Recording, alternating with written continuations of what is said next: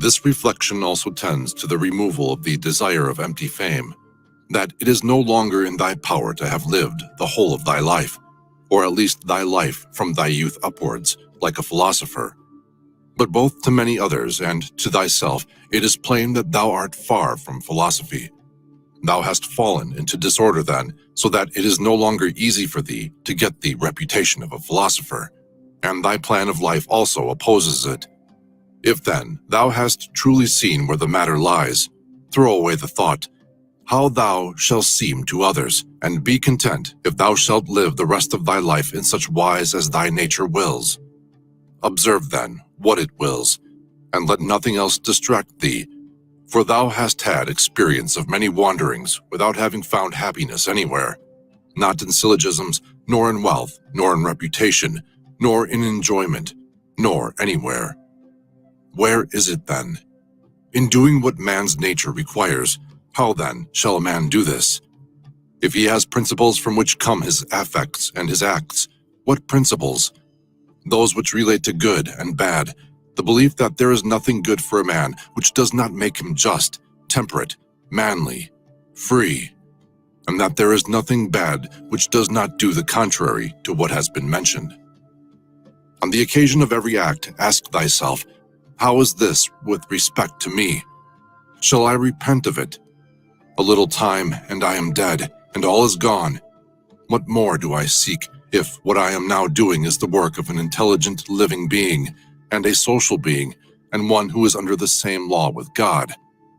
Alexander and Caius and Pompeius, what are they in comparison with Diogenes and Heraclitus and Socrates? For they were acquainted with things, and their causes or forms, and their matter, and the ruling principles of these men were the same, or conformable to their pursuits.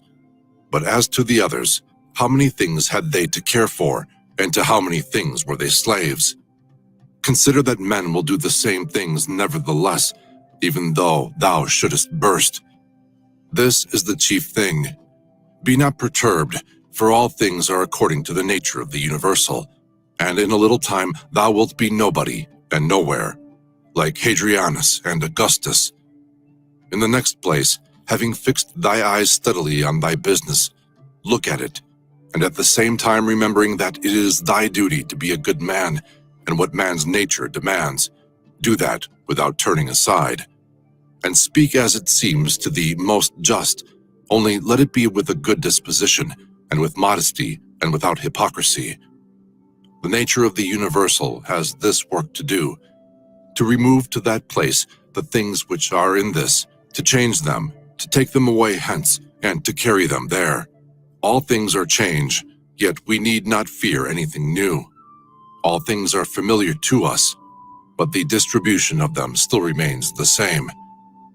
Every nature is contented with itself when it goes on its way well, and a rational nature goes on its way well when in its thoughts it assents to nothing false or uncertain, and when it directs its movements to social acts only, and when it confines its desires and aversions to the things which are in its power, and when it is satisfied with everything that is assigned to it by the common nature. For of this common nature, every particular nature is a part, as the nature of the leaf is a part of the nature of the plant, except that in the plant, the nature of the leaf is part of a nature which has not perception or reason, and is subject to be impeded. But the nature of man is part of a nature which is not subject to impediments, and is intelligent and just, since it gives to everything in equal portions and according to its worth, times, substance, cause or form, activity and incident. But examine, not to discover that any one thing compared with any other single thing is equal in all respects, but by taking all the parts together of one thing and comparing them with all the parts together of another. Thou hast not leisure or ability to read, but thou hast leisure or ability to check arrogance. Thou hast leisure to be superior to pleasure and pain. Thou hast leisure to be superior to love of fame, and not to be vexed at stupid and ungrateful people, nay, even to care for them. Let no man any longer hear thee finding fault with the court life or with thy own.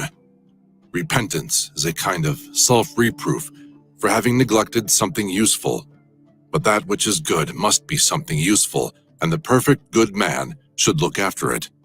But no such man would ever repent of having refused any sensual pleasure. Pleasure, then, is neither good nor useful. This thing, what is it in itself, in its own constitution? What is its substance and material, and what its causal nature or form? And what is it doing in the world, and how long does it subsist?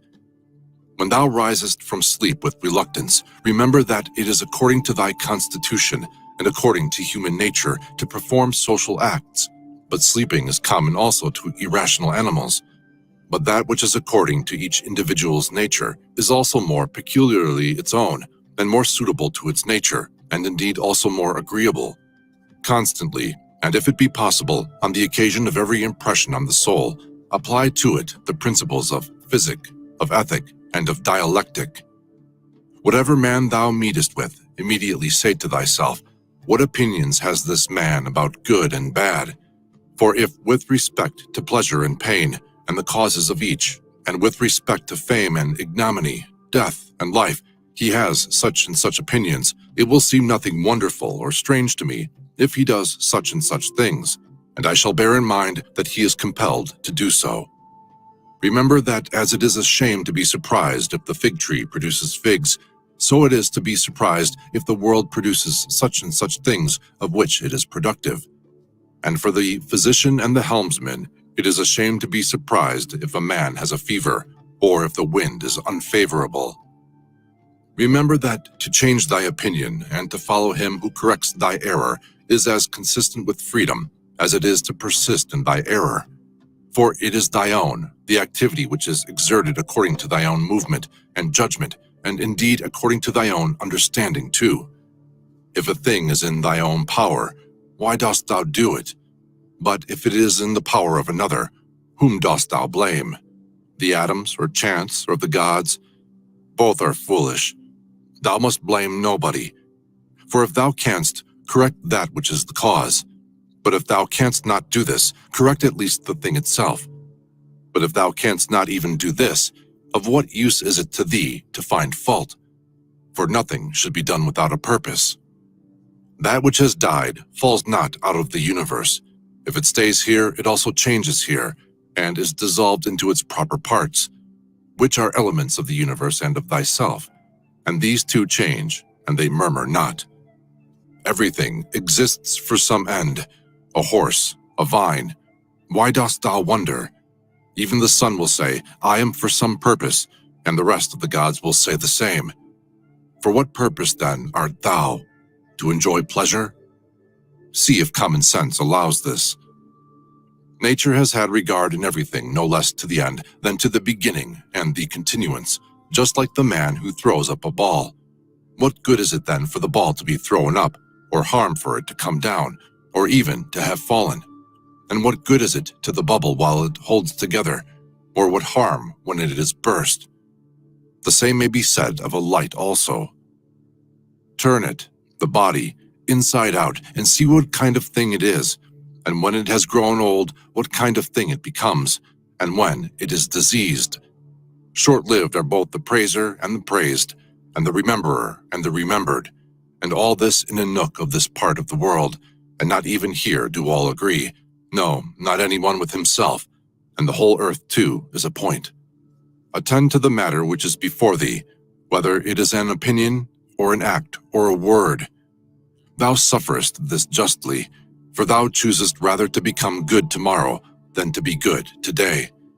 Am I doing anything? I do it with reference to the good of mankind. Does anything happen to me? I receive it and refer it to the gods and the source of all things from which all that happens is derived, such as bathing appears to thee, oil, sweat, dirt, filthy water, all things disgusting. So is every part of life and everything. Lucilla saw Verus die, and then Lucilla died. Secunda saw Maximus die, and then Secunda died. Epitynchanus saw Diotimus die, then Epitynchanus died. Antoninus saw Faustina die, and then Antoninus died. Such is everything. Celer saw Hadrianus die, then Celer died. And those sharp-witted men, either seers or men inflated with pride, where are they? For instance, the sharp-witted men, Charax and Demetrius the Platonist, and Eudaemon, and anyone else like them. All ephemeral, dead long ago. Some indeed have not been remembered even for a short time, and others become the heroes of fables, and again others have disappeared even from fables. Remember this then, that this little compound, thyself, must either be dissolved, or thy poor breath must be extinguished, or be removed and placed elsewhere. It is satisfaction to a man to do the proper works of a man. Now it is a proper work of a man to be benevolent to his own kind, to despise the movements of the senses, to form a just judgment of plausible appearances, and to take a survey of the nature of the universe and of the things which happen in it. There are three relations between thee and other things. The one, to the body which surrounds thee, the second, to the divine cause from which all things come to all, and the third, to those who live with thee. Pain is either an evil to the body, then let the body say what it thinks of it, or to the soul, but it is in the power of the soul to maintain its own serenity and tranquility, and not to think that pain is an evil. For every judgment and movement and desire and aversion is within, and no evil ascends so high. Wipe out thy imaginations by often saying to thyself, now it is in my power to let no badness be in the soul, nor desire, nor any perturbation at all. But looking at all things I see what is their nature, and I use each according to its value. Remember this power which thou hast from nature. Speak both in the Senate and to every man, whoever he may be, appropriately, not with any affectation. Use plain discourse. Augustus's court, wife, daughter, descendants, ancestors, sister, Agrippa, kinsmen, intimates, friends, Aurelius, Maecenas, physicians, and sacrificing priests. The whole court is dead. Then turn to the rest, not considering the death of a single man, but of a whole race, as of the Pompeii, and that which is inscribed on the tombs, the last of his race. Then consider what trouble those before them have had that they might leave a successor, and then that of necessity someone must be the last. Again, here consider the death of a whole race. It is thy duty to order thy life well in every single act, and if every act does its duty as far as is possible, be content. And no one is able to hinder thee, so that each act shall not do its duty. But something external will stand in the way. Nothing will stand in the way of thy acting justly and soberly and considerately, but perhaps some other active power will be hindered. Well, but by acquiescing in the hindrance and by being content to transfer thy efforts to that which is allowed, another opportunity of action is immediately put before thee, in place of that which was hindered, and one which will adapt itself to this ordering of which we are speaking. Receive wealth or prosperity without arrogance, and be ready to let it go. If thou didst ever see a hand cut off, or a foot or a head lying anywhere apart from the rest of the body, such does a man make himself, as far as he can, who is not content with what happens, and separates himself from others, or does anything unsocial. Suppose that thou hast detached thyself from the natural unity, for thou wast made by nature apart, but now thou hast cut thyself off. Yet here there is this beautiful provision that it is in thy power again to unite thyself. God has allowed this to no other part, after which it has been separated and cut asunder, to come together again. But consider the kindness by which he has distinguished man, for he has put it in his power not to be separated at all from the universal, and when he has been separated, he has allowed him to return and to be united and to resume his place as a part. As the nature of the universal has given to every rational being all the other powers that it has, so we have received from it this power also. For as the universal nature converts and fixes in its predestined place everything which stands in the way and opposes it, and makes such things a part of itself, so also the rational animal is able to make every hindrance its own material, and to use it for such purposes as it may have designed. Do not disturb thyself by thinking of the whole of thy life. Let not thy thoughts at once embrace all the various troubles which thou mayest expect to befall thee, but on every occasion ask thyself, Where is there in this which is intolerable and past bearing? For thou wilt be ashamed to confess. In the next place, remember that neither the future nor the past pains thee, but only the present. But this is reduced to a very little, if thou only circumscribest it, and chidest thy mind if it is unable to hold out against even this. Does Panthea or Pergamus now sit by the tomb of Verus? Does Chorius or Diotimus sit by the tomb of Hadrianus? That would be ridiculous. Well, suppose they did sit there. Would the dead be conscious of it? And if the dead were conscious, would they be pleased? And if they were pleased, would that make them immortal? Was it not in the order of destiny that these persons too should first become old women and old men, and then die? What then would those do after these were dead? All this is foul smell and blood in a bag. If thou canst see sharp, look and judge wisely, says the philosopher. In the constitution of the rational animal, I see no virtue which is opposed to justice, but I see a virtue which is opposed to love of pleasure, and that is temperance. If thou takest away thy opinion about that which appears to give thee pain, thou thyself standest in perfect security. Who is this self? The reason. But I am not reason. Be it so. Let then the reason itself not trouble itself. But if any other part of these suffers, let it have its own opinion about itself. Hindrance to the perceptions of sense is an evil to the animal nature. Hindrance to the movements or desires is equally an evil to the animal nature. And something else also is equally an impediment and an evil to the constitution of plants. So then, that which is a hindrance to the intelligence is an evil to the intelligent nature. Apply all these things then to thyself.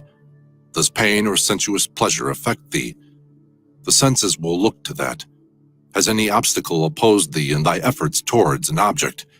If indeed thou wast making this effort absolutely, unconditionally, or without any reservation, certainly this object is an evil to thee considered as a rational animal. But if thou takest into consideration the usual course of things, thou hast not yet been injured or even impeded. The things, however, which are proper to the understanding, no other man is used to impede, for neither fire nor iron, nor tyrant nor abuse touches it in any way. When it has been made a sphere, it continues a sphere. It is not fit that I should give myself pain, for I have never intentionally given pain even to another. Different things delight different people, but it is my delight to keep the ruling faculty sound without turning away either from any man or from any of the things which happen to men, but looking at and receiving all with welcome eyes and using everything according to its value. See that thou secure this present time to thyself, for those who rather pursue posthumous fame do not consider that the men of after time will be exactly such as those whom they cannot bear now, and both are mortal. And what is it in any way to thee if these men of after time utter this or that sound, or have this or that opinion about thee? Take me and cast me where thou wilt, for there I shall keep my divine part tranquil, that is, content, and if it can feel and act conformably to its proper constitution. Is this change of place sufficient reason why my soul should be unhappy and worse than it was, depressed, expanded, shrinking, affrighted? And what wilt thou find which is sufficient reason for this? Nothing can happen to any man which is not a human accident, nor to an ox which is not according to the nature of an ox, nor to a vine which is not according to the nature of a vine, nor to a stone which is not proper to a stone. If there happens to each thing both what is usual and natural, why shouldest thou complain? For the common nature brings nothing which may not be borne by thee. If thou art pained by any external thing, it is not this thing that disturbs thee, but thy own judgment about it, and it is in thy power to wipe out this judgment now. But if anything in thy own disposition gives thee pain, who hinders thee from correcting thy opinion? And even if thou art pained because thou art not doing some particular thing which seems to thee to be right, why dost thou not rather act than complain? But some insuperable obstacle is in the way? Do not be grieved then, for the cause of its not being done depends not on thee. But it is not worthwhile to live if this cannot be done. Take thy departure then from life contentedly, just as he dies who is in full activity, and well pleased too with the things which are obstacles. Remember that the ruling faculty is invincible. When self-collected, it is satisfied with itself, if it does nothing which it does not choose to do, even if it resist from mere obstinacy. What then will it be when it forms a judgment about anything aided by reason and deliberately? Therefore, the mind which is free from passions is a citadel, for man has nothing more secure to which he can fly for refuge, and for the future be inexpugnable. He then who has not seen this is an ignorant man, but he who has seen it and does not fly to this refuge is unhappy. Say nothing more to thyself than what the first appearances report. Suppose that it has been reported to thee that a certain person speaks ill of thee. This has been reported, but that thou hast been injured, that has not been reported. I see that my child is sick, I do see, but that he is in danger, I do not see. Thus then always abide by the first appearances, and add nothing thyself from within, and then nothing happens to thee. Or rather add something like a man who knows everything that happens in the world. A cucumber is bitter, throw it away. There are briars in the road, turn aside from them. This is enough, do not add. And why were such things made in the world? For thou wilt be ridiculed by a man who is acquainted with nature, as thou wouldest be ridiculed by a carpenter and shoemaker if thou didst find fault because thou seest in their workshop shavings and cuttings from the things which they make. And yet they have places into which they can throw these shavings and cuttings, and the universal nature has no external space. But the wondrous part of her art is that though she has circumscribed herself, everything within her, which appears to decay and to grow old and to be useless, she changes into herself, and again makes other new things from these very same, so that she requires neither substance from without, nor wants a place into which she may cast that which decays. She is content then with her own space, and her own matter, and her own art. Neither in thy actions be sluggish, nor in thy conversation without method, nor wandering in thy thoughts, nor let there be in thy soul inward contention, nor external effusion, nor in life be so busy as to have no leisure. Suppose that men kill thee, cut thee into pieces, curse thee. What then can these things do to prevent thy mind from remaining pure, wise, sober, just? For instance, if a man should stand by a limpid, pure spring and curse it, the spring never ceases spending up potable water, and if he should cast clay into it or filth, it will speedily disperse them and wash them out, and will not be at all polluted. How then shalt thou possess a perpetual fountain, and not a mere well? By forming thyself hourly to freedom conjoined with contentment, simplicity, and modesty. And he who does not know for what purpose the world exists does not know who he is, nor what the world is. But he who has failed in any one of these things could not even say for what purpose he exists himself. What then dost thou think of him who avoids or seeks the praise of those who applaud, of men who know not either where they are or who they are? Dost thou wish to be praised by a man who cures himself thrice every hour? Wouldst thou wish to please a man who does not please himself? Does a man please himself who repents of nearly everything that he does? No longer let thy breathing only act in concert with the air which surrounds thee, but let thy intelligence also now be in harmony with the intelligence which embraces all things. For the intelligent power is no less diffused in all parts and pervades all things for him who is willing to draw it to him than the aerial power for him who is able to respire it. Generally, wickedness does no harm at all to the universe, and particularly the wickedness of one man does no harm to another. It is only harmful to him who has it in his power to be released from it as soon as he shall choose. To my own free will, the free will of my neighbor is just as indifferent as his poor breath and flesh. For though we are made especially for the sake of one another, still the ruling power of each of us has its own office, for otherwise my neighbor's wickedness would be my harm, which God has not willed, in order that my unhappiness may not depend on another. The sun appears to be poured down, and in all directions indeed it is diffused, yet it is not effused, for this diffusion is extension. Accordingly, its rays are called extensions because they are extended, but one may judge what kind of a thing a ray is, if he looks at the sun's light passing through a narrow opening into a darkened room, for it is extended in a right line, and as it were, is divided when it meets with any solid body, which stands in the way and intercepts the air beyond. But there the light remains fixed and does not glide or fall off. Such then ought to be the outpouring and diffusion of the understanding, and it should in no way be an effusion, but an extension, and it should make no violent or impetuous collision with the obstacles which are in its way, nor yet fall down, but be fixed, and enlighten that which receives it. For a body will deprive itself of the illumination, if it does not admit it. He who fears death either fears the loss of sensation or a different kind of sensation. But if thou shalt have no sensation, neither wilt thou feel any harm, and if thou shalt acquire another kind of sensation, thou wilt be a different kind of living being, and thou wilt not cease to live. Men exist for the sake of one another. Teach them then, or bear with them. In one way an arrow moves, in another way the mind. The mind indeed, both when it exercises caution and when it is employed about inquiry, moves straight onward, not the less, and to its object. Enter into every man's ruling faculty, and also let every other man enter into thine.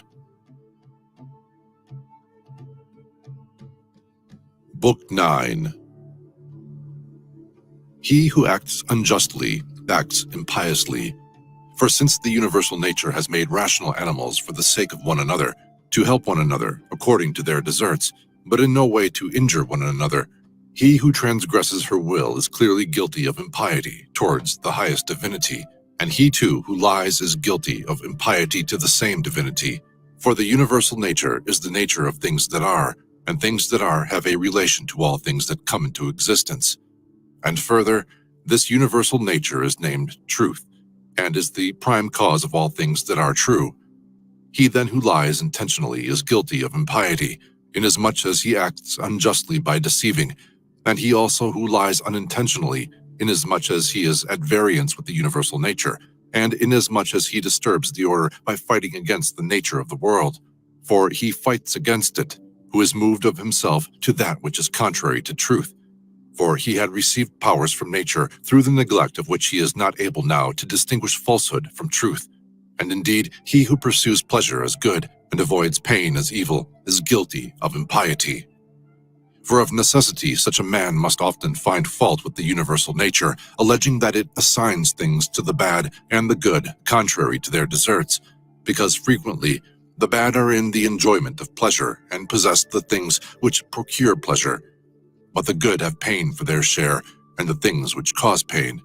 And further, he who is afraid of pain will sometimes also be afraid of some of the things which will happen in the world, and even this is impiety. And he who pursues pleasure will not abstain from injustice, and this is plainly impiety. Now with respect to the things towards which the universal nature is equally affected, for it would not have made both unless it was equally affected towards both. Towards these, they who wish to follow nature should be of the same mind with it, and equally affected. With respect to pain, then, and pleasure, or death and life, or honor and dishonor, which the universal nature employs equally, whoever is not equally affected is manifestly acting impiously.